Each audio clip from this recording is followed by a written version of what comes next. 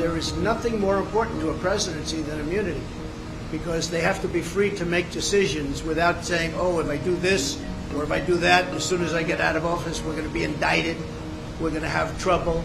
The Supreme Court will decide whether former President Donald Trump has immunity against prosecution for his alleged role in trying to steal the 2020 election. Here's what we know now. How could a Supreme Court decision impact former President Trump's upcoming trial? At the very least, the Supreme Court's decision to take the case will delay the trial. The Supreme Court could rule that he is immune from criminal charges, as he argues. Trump contends that he has absolute immunity for actions that he took while he was president, and so cannot be charged at all. How could the decision impact the presidential election? Having charges pending against him, having even a conviction ruled against him, would not prevent him from campaigning. He is expected to appeal any conviction, so the finality of those rulings would still be in play as the election is held. But if he were elected president, he has argued he could pardon himself.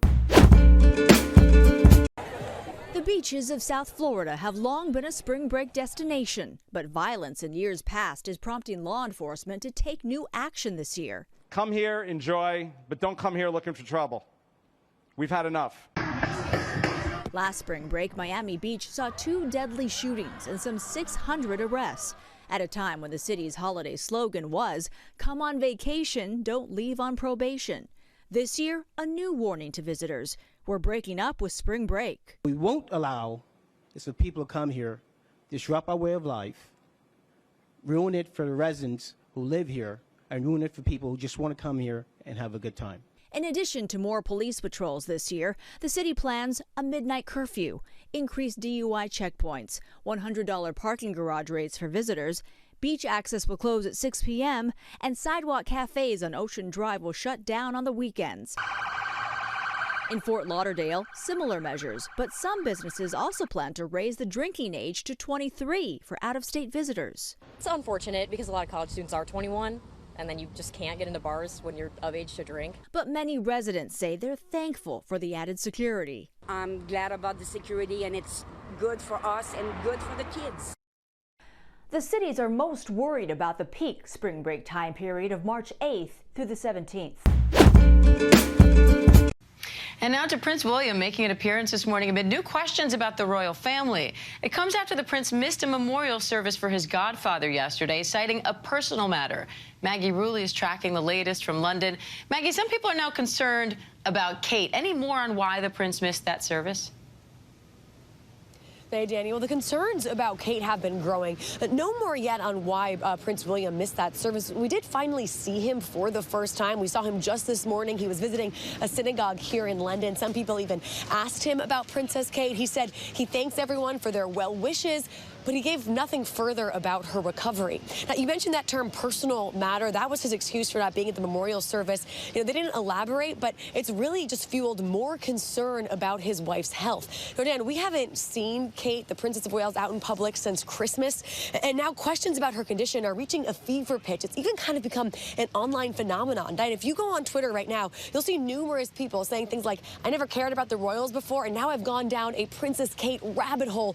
And Dan, they have come up with some pretty wild and elaborate theories as to her whereabouts. So, Maggie, how's Buckingham Palace responding to the online speculation about Kate, and what do we know about how she is doing right now?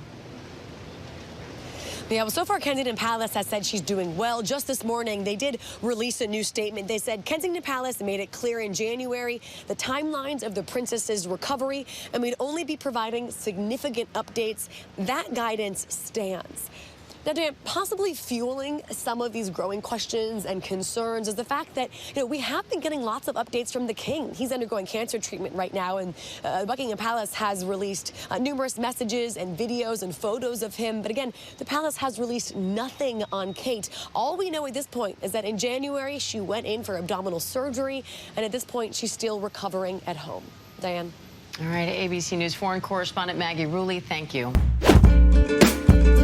Let's bring in Lexi Rigdon, who is a criminal defense attorney. And Lexi, this decision by the court is critical on both the substance and the timing. Let us start with the timing. Walk us through the chronology, what this is going to look like now that the Supreme Court has basically delayed this. And could this potentially delay it past the election as you see it? This is a huge win for Team Trump, and it can't be overstated. So the Supreme Court is not hearing this until the end of April, which means a decision will not come from the Supreme Court until May or June. And June is when the court year usually closes. So let's assume it's June. At that point, the trial doesn't start the next day. It's not a shotgun start. I mean, they're going to have to file pretrial motions. They're going to have to marshal their witnesses and their evidence. They're going to have to pick a jury, which could take months to pick a jury in a case like that, assuming that the Supreme Court holds that there is no presidential criminal immunity claim for Trump. And so then the trial is already, the state's already said it's going to take 4 to 6 weeks. And so at that point, you are literally smack dab in the middle of election season, in the middle of conventions, where you have this hypothetical situation where the Republican nominee, I mean, I think we all know that absent something crazy happens, he's probably going to be the Republican nominee, is being tried by the opposing party's Department of Justice. I mean, it is a horrible, horrible look for the Department of Justice if it gets that far. And so there is a potential, of course, that, you know, trials are not linear, as we're seeing now. The trial schedules are not linear. There is a potential that this goes past the general election. And then if Trump wins, then there might not be a prosecution at all. Okay, so if the Supreme Court rules against former President Trump and decides that he can be tried for his actions on January 6th, then what? Can you play out the scenarios here, best and worst case for the former president? Right. If they do decide, basically, if the Supreme Court takes this up, which it's going to, and says, you know what, we agree with the 2 lower courts who ruled on this, there is no blanket presidential criminal immunity, then Trump is in no different a position than he is now. Then basically this all just gets put back on the trial calendar, and then you could potentially see a trial right in the middle of election season. Now, if Biden wins, then, you know, the general election, then that trial will proceed if there is no presidential immunity. But like I said, if Biden loses and Trump is the president, the DOJ is not going to prosecute a sitting president. And also, it'll then be Trump's DOJ. And we don't know what happens to the prosecution at that case. It might just completely fall apart. Okay, so if you want more courtroom drama, then you are in luck, because yesterday Illinois became the 3rd state to declare Trump ineligible to run for president. But this decision might not stand very long, because the Supreme Court is also hearing the Colorado case. So tell us what you expect to take place there moving forward. Well, it's pretty unbelievable that this almost seems like a little bit of a political stunt on the part of the Illinois Supreme Court, because we already have this issue pending before the Supreme Court. And the justices, even the liberal ones, were very skeptical of the Colorado Supreme Court's ability to just unilaterally remove somebody from the ballot in a self-executing way. So I don't think that, I'm not sure why Illinois decided to do this, but I don't think ultimately that they're going to be able to keep him off of the ballot, given the legal framework that's being argued of the Constitution. Yeah, politics rules the day. Trump campaign spokesperson said this is an unconstitutional ruling that we will quickly appeal. Lexi, thank you so much for joining us. Thanks, Lexi. Waking up early. We appreciate it. Thanks, guys. I'm Steve Doocy. I'm Brian Kilmeade. And I'm Ainsley Earhart. And click here to subscribe to the Fox News YouTube page to catch our hottest interviews and most compelling analysis. We've had economic figures for the last 3 months of 2023. The economy grew by 8.4%. That is compared with 7.6% growth in the previous quarter. Well, earlier I spoke to our South Asia correspondent Archana Shukla in Mumbai. I asked her what reaction there has been to this news. Well, for one, it has surprised almost all economists, because the expectation was between 6.6 and 7% growth, and it came up to 8.4%, way ahead of expectations. And a large part of that has been driven by growth in the manufacturing and the construction space. Some of the numbers do offer a lot of question marks, because if you look at agriculture, if you look at industries, core sector data from steel, cement, all of them have actually shrunk. And consumption, in fact, has also been weak to almost, for the 9 months, it grew by only 5%. And that's why there has been a lot of question mark.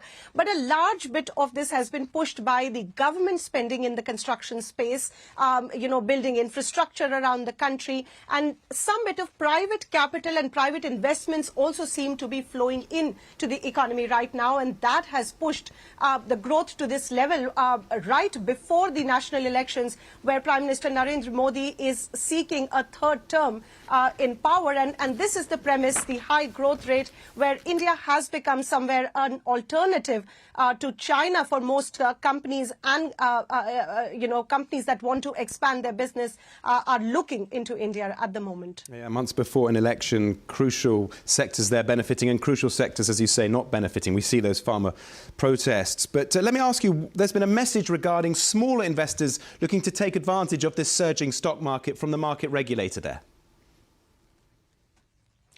Well, as the growth in the Indian economy, the stock market in India has also seen a big jump up in the last few months. We've seen investors hog on to stocks, across the space. And there has been some concerns by the Reserve Bank of India, especially with small investors who are taking, cues from not verified stock investors and investing in the market, especially in small and mid-cap funds where there could be risks. They're not very aware of the risks.